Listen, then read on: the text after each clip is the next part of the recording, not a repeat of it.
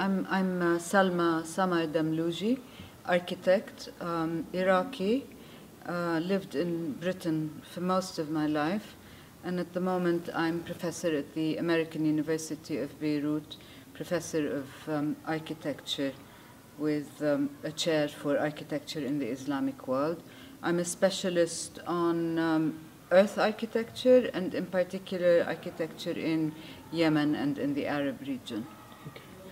Yeah, so like what's the situation today like in Syria and in Yemen in terms of architecture? Yeah, I think what's important is to try to understand. At the moment, the situation is a very unhappy situation.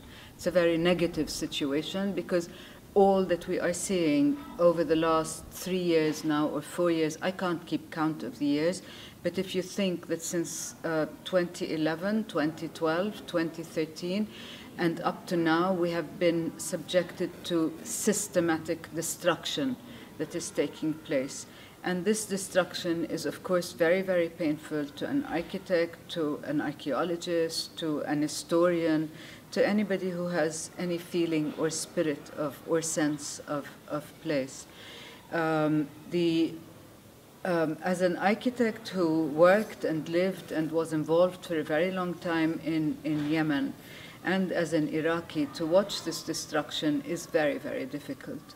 And essentially, we're talking about the cultural heritage, we're talking about the urban heritage, and we're talking about a situation of fear when it comes to the architecture of the future, or what might happen is because you are worried that the consequence of this senseless destruction and these fictional causes for the wars. I mean, we don't understand why these wars are there.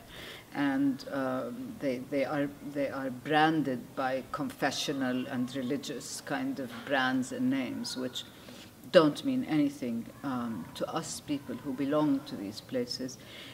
Essentially, the fear of the architect today is the reconstruction and the new development going to be an extension of this destruction, in the sense that is the rebuilding of these new cities and the development going to be neoliberal, neo-capitalist attitude of building these new cities with no sense and no identity, global cities that you see everywhere else in the world, this kind of junk architecture that is more mercantile-led? That's the fear.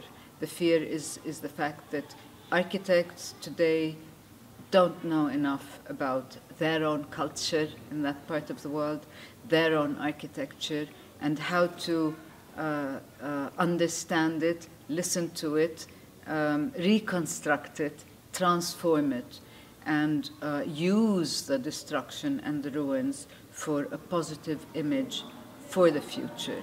The future is to understand what the past was and brought to the present, and why this architecture is very important, whether in Aleppo, in Mosul, in Sana'a, in Yemen, is to understand that this is a living architecture. It's not an architecture simply of museums and monuments. Of course, there are important monuments, like the one of the prophet Jonah in Mosul that was completely destroyed.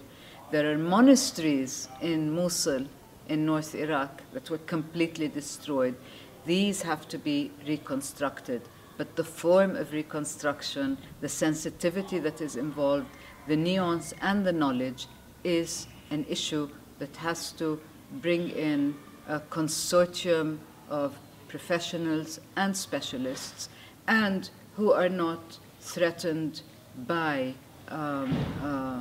the politics or put under pressure by political development, which are regimes that will come in to